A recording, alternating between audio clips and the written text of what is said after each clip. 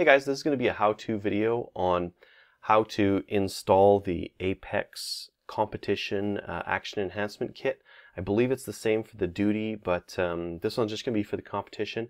Now keep in mind that Apex also has their own videos. I just wanted to make one that also had some really high-def video on it, just in case anyone had any doubts as to how to set things up. So please watch the Apex video as well as this one, just to help give some comparison. I'm going to show an install of the whole kit front to back. I'm not going to do any testing in between. I know the Apex guy does some testing in between. There's probably some good reason to that.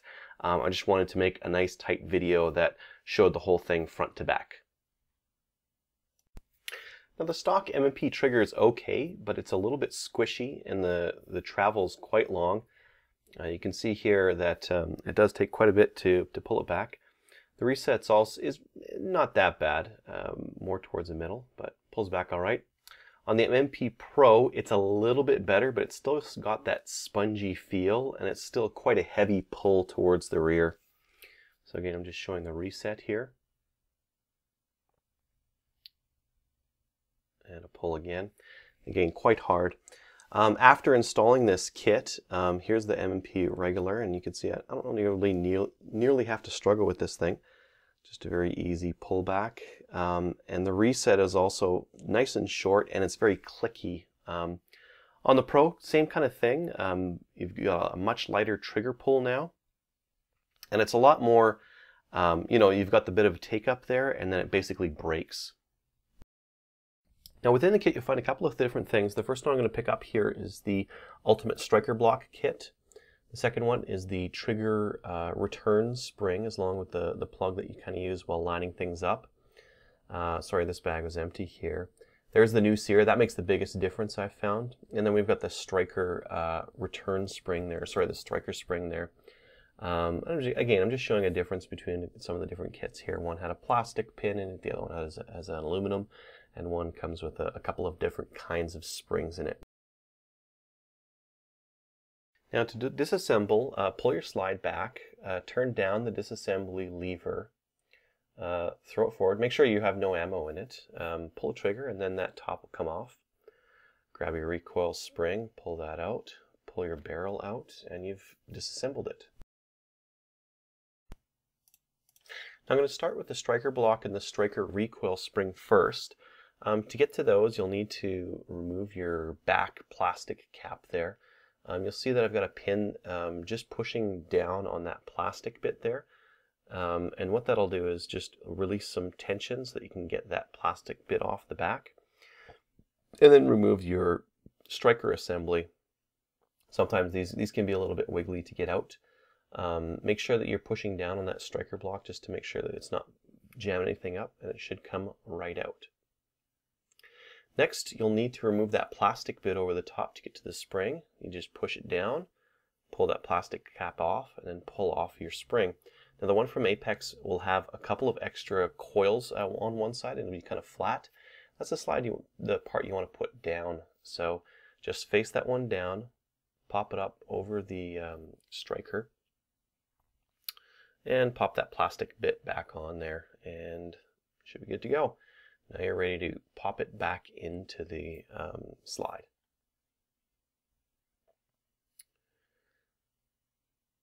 Now this might take some finagling. This was easier with one gun than it was with the other. And primarily it was just around that fit with the plastic. So press down on that striker block and then push forward. Push on that plastic bit there until you hear a bit of a click.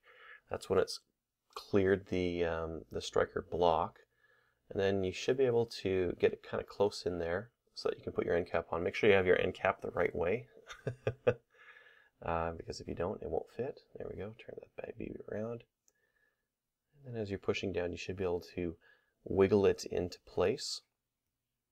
Once you have it in place, just check functionality a little bit and make sure that you haven't done anything wrong and it's moving freely. Now you'll need to remove your sights for this, your rear sights for this next part. So mark where it is.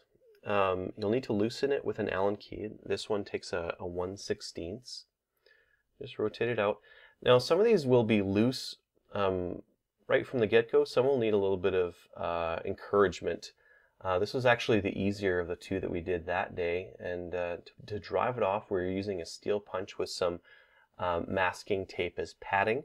A brass punch would be a better tool in this case, but this worked for this particular instance. You can see we're just kind of loosening it and getting it driven off to the left there. Now the striker block, the piece that you're trying to get access to, is going to be on the right hand side, and that's why we're driving from that side, just so that we can get access to it quickly. It is under spring pressure, so you can use this tool. If your rear sight is on loosely, you can use this rear tool and actually just hit it. But on this one I need to use this pin, and I'm just using that tool just in case, just to hold down the plate and the spring so it doesn't go flying across the room and it's difficult to get to. So again, just going really nice and slowly, tapping it along, taking a peek to see if the round circle is completely encased with that plastic thing or not. And if it's not, you know, just keep pushing that rear sight down until it is.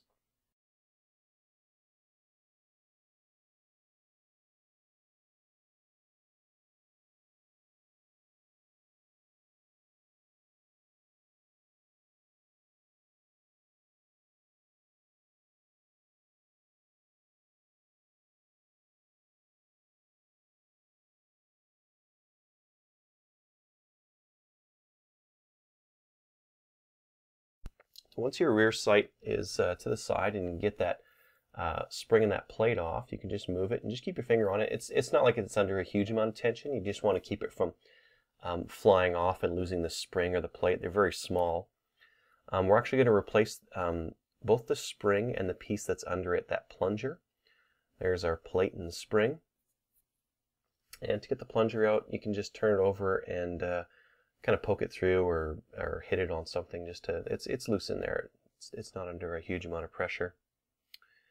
Now you can put in your new striker block. This one will be a little bit more rounded, so it'll be a little bit smoother through the trigger pull. You can clean that hole if you've shot it a lot.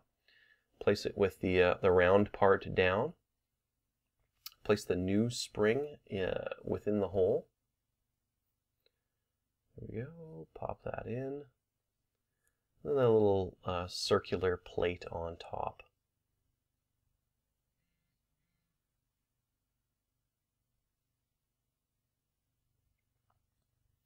Now once you've got that circular plate on top, what you want to do is push it down and then use that tool to kind of hold it in place.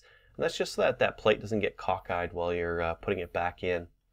As you're driving this rear sight back in, and again, this is a lot easier if it's a looser fit.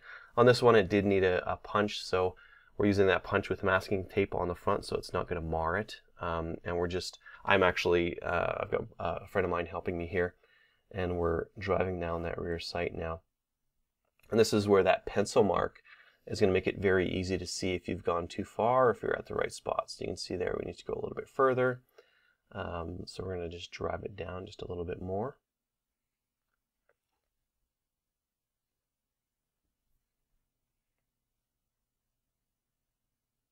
Then you can just look at that witness point. You can see we drove it a little bit too far, so let's drive it a little bit further back.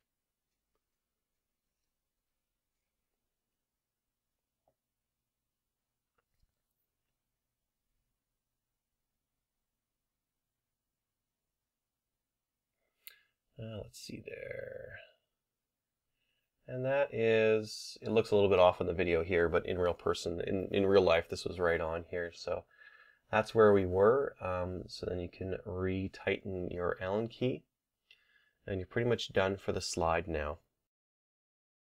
Now when it comes to punching these pins out, make sure that you've got a driver of the right size. We actually had to just take a little bit off this one just so it would be perfect for these roll pins here. Get it on a piece of wood and start driving these pins out. Doesn't take a lot to take them out. They're just in plastic, so it's not like you're beating on some World War II pins on an old rifle or something like that. Make sure that you're not driving the pin into the wood. We actually ran across that issue here, and as soon as we moved it off the wood, it's like, oh, yeah, there we go, and now it'll drive out. a lot easier magically, right? Again, just being careful that you're not hitting that that frame and you're just driving the pins. Now the trigger pivot pin, that one will just push out. There's nothing much holding it, and you can just pull it out with finger pressure. It's kind of flanged on one end. And then you've kind of got both those pins out, and you're ready to start removing more of the parts. You can remove your disassembly lever. It's just held in there with spring pressure, so just wiggle it and turn a little bit and it'll eventually just come out of there.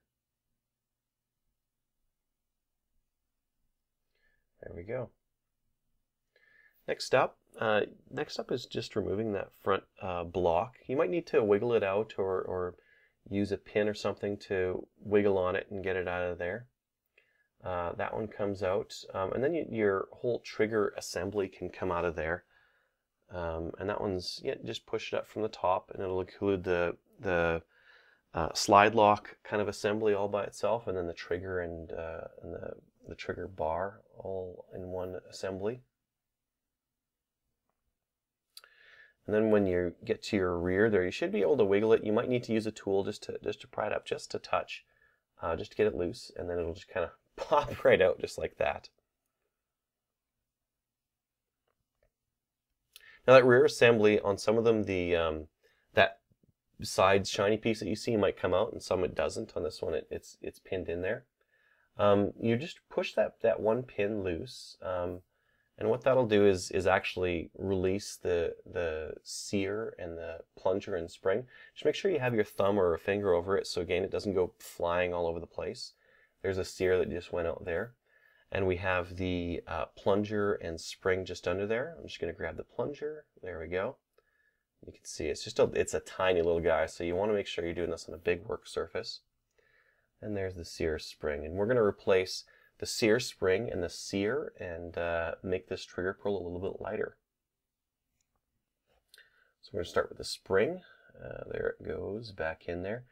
This is where you'd want some tweezers, because this is really hard to get in here with fingers, whereas with a tweezer it's very easy. There's the plunger, and we're just going to put that right back into that recess and put it point down into the springs. Next up, you'll put your new sear, and again, this sear is really where the magic's happening, because it's got a different cut to it, and it's hardened as well. So you can just put that in there and apply some finger pressure on it. You might, one thing you can do is put a pin on the other side just to kind of help guide everything through. A lot of wiggling and finagling here, but eventually it'll just kind of slide into place. And now you have your new sear. I'm just going to do a quick zoom in here just so you can really see what's going on with that sear. There we go. And you can see that's the action you want to have. And as you're doing that, you don't want to hear any binding or anything crazy like that.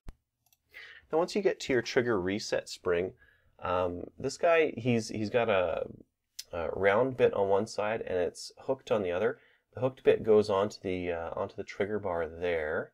And you can see I'm just pulling it off. There we go. And then you put on your new trigger reset spring. Just looking at it here. And you just kind of hook it on there. There we go. The idea here is that you're going to kind of get things pre-mounted. So you'll push that one forward. Next up, grab your slide lock and place that in place where it would be. And you're going to want to use that pin to kind of hold everything in place. So kind of put your pin through there a little bit just to get everything hold, and then push the spring into place. That's a little bit of magic there, and then push that pin. Again, this pin is just to hold the assembly while you're putting everything back together.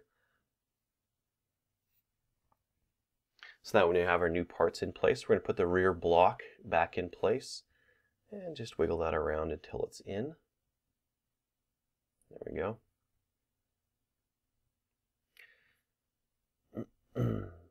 Next up, we've got our front assembly there.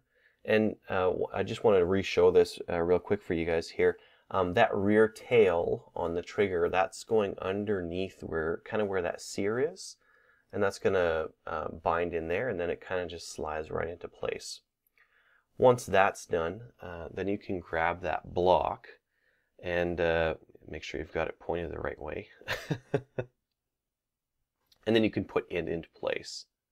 Sorry, I just wanted to get a better view of this one here. And there's that front block, just kind of getting in there. It can be a bit wiggly because we've got that pin in there, and that pin needs to be in the right place.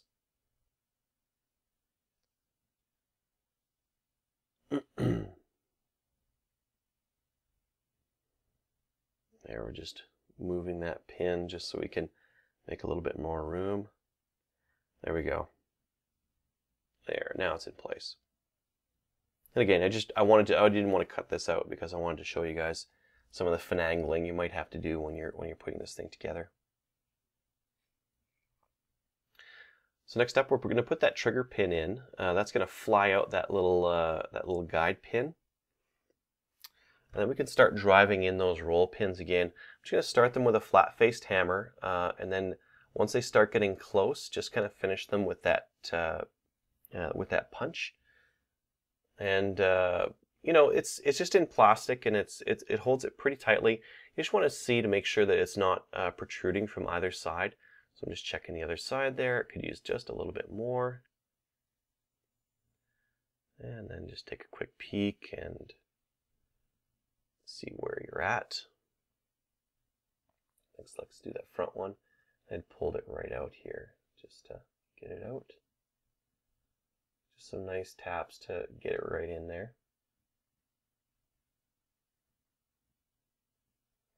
And then again with our punch to finish things off.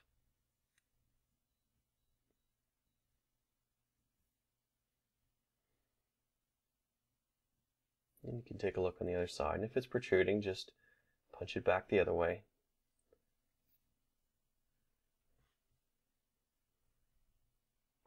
And that's pretty much it. I mean, I'm not going to show the safety testing in here. I'm just throwing in the disassembly lever right now.